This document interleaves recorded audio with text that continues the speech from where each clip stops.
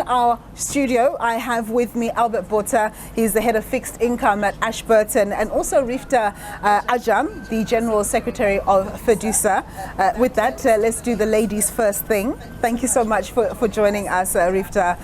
A lot of conversation has been had about the high cost of living.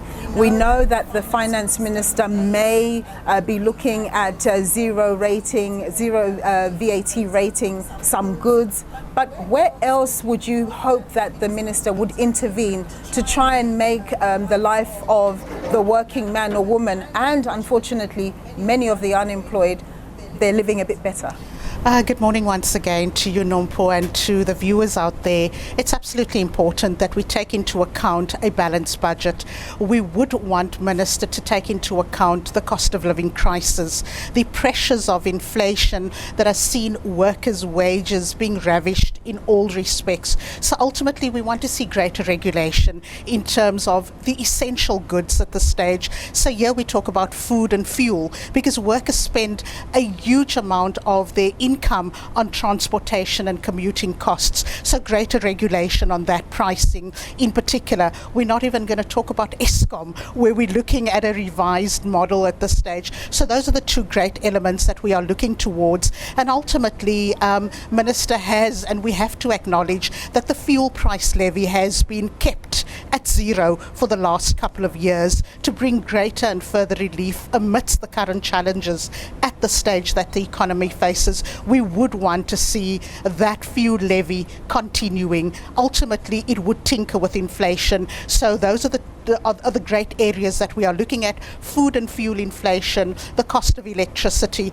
and ultimately by looking at containing the current pricing of the fuel levy in particular, it would bring about greater relief at this stage. I'm not even going to touch on the elements on the wage price stability, because we are facing the greatest cost of living crisis in South Africa. So those are the areas that we want to look about to bring that relief to workers in particular.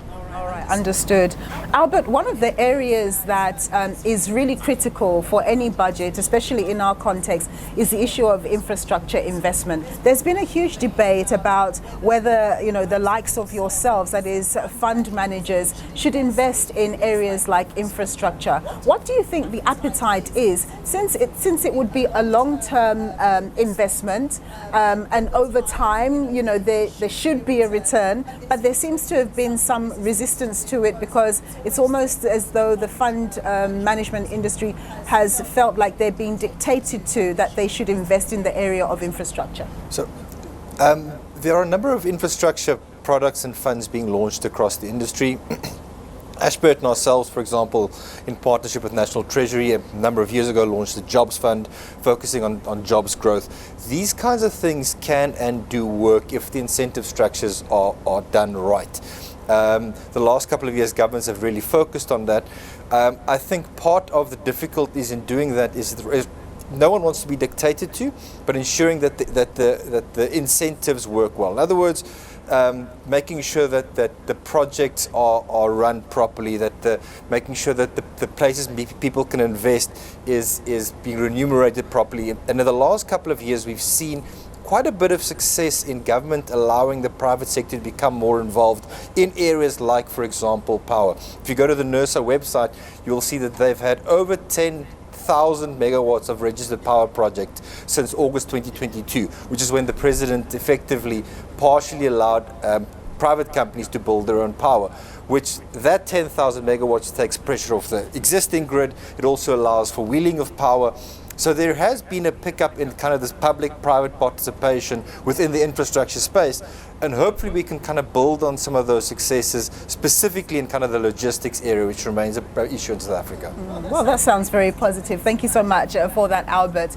Now, I understand my colleague Mariska Botha is standing by. She's attending a budget cut strike. Of course, it's something that Riefdah often refers to, that the budget cuts that we've seen, or the austerity budgets that we've experienced over the last number of years, have seen cuts in services that really do count in the area of education, the area of health, and so many other services that are critical. So this is an area that we need to be concerned about, because as Riefdah was saying, there needs to be a balance.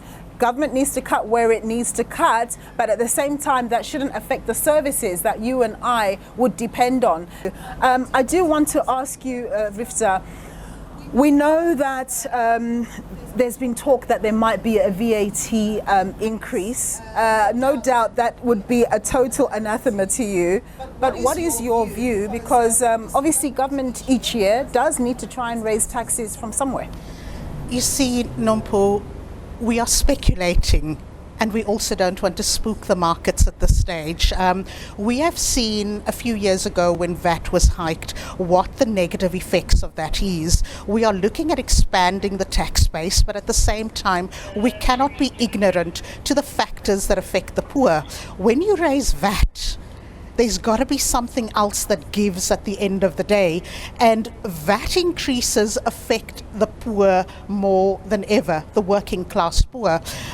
We got to take into account the knock-on effect on fuel inflation in particular, and that pull-through effect has an impact directly on workers, because ultimately businesses have to adjust in terms of the upward inflationary pressures. So we are hoping that the minister will take a level-headed approach. We hope that it will be a sober approach and that it may not go in that direction, because ultimately you are looking at a double-edged sword. Workers are falling on their swords because they are paying for transportation costs, they are paying for Eskom costs, they are paying for a plethora of other costs. And if we are looking at an alternate approach in this instance that brings relief, we would want a consideration then possibly of an expansion of the food basket, because if we look at the one, we cannot ignore the other. So there has to be this balance either way you look at it. We want to appease the economy, but at the same time we cannot ignore the plight of the poor. Hence the reason why our emphasis continues to remain on the fact that this cannot be an austerity budget either way you look at it. South Africa is a developmental state. We've got to look at the capabilities of expanding fiscal policy to ensure that we bring relief holistically to South Africans. Okay, all right, Riefdah, with that, let's try and see if we can establish contact again with my colleague Mariska. We can't. All right, let's come back to you, Albert. Thank you so much. Albert, you know, one of the issues that's going to be looked at is obviously the issue of the budget deficit. How concerned are you that that is going to widen, given the fact that there are so many issues around, so many sort of spending pressures, some that are unexpected? There's the issue of the defense budget, which seemingly needs to be increased now in light of what we've seen in the DRC. There's also the sudden gap that's now arisen as a result of the withdrawal of US aid funding in terms of our HIV/AIDS programs. That's to the tune of about 8.5 billion rand per annum, although maybe that's not the gap that we have at the moment. But going forward, if that continues to be the case, that there's the withdrawal of that funding, you know, these are more pressures, not to mention the state-owned enterprises and so on. Do you think they're going to manage to keep with their promise of fiscal consolidation and debt peaking in this coming fiscal year, that is 2025-2026? So I think there's a couple of things one should mention. The first is, if you go back to, for example, to 2020 and 2021, they expected debt to GDP to peak above 90%. And currently they're expecting it to peak at around 75-76%. So some of that consolidation and coming back has already been done by the minister. It's already in a little bit of a better position than it was at that stage. I want to just add to what was said earlier. The best way to effectively raise tax revenues is to grow your economy. If your economy grows at 3, 4, 5% above inflation, like it did in the early 2000s, then you can raise revenue without having to effectively sit in this position by saying we want to raise or can raise VAT, but at the same time you have to increase the number of VAT-free goods. At the moment, the market's primary concern is not so much with the budget deficit as it stands now, right? There's a little bit of a concern about trajectory, but the market's biggest concern is looking at the minister and trying to see how many of their policies are effectively going to help the country grow. right? And in some ways, seeing if the minister and the government is how they're going to balance their new responsibilities, because this budget is the first budget in 80 years where it's not going to be able to be passed unilaterally by the ruling party. The ruling party, the majority party, is going to have to make accommodations, and seeing what those accommodations are and how they play is going to be one of the more interesting things in this budget. Very interesting indeed. Yes, of course, it is the first budget after the formation of the Government of National Unity. It will be the fourth tabling of the budget for Enoch Godongwana.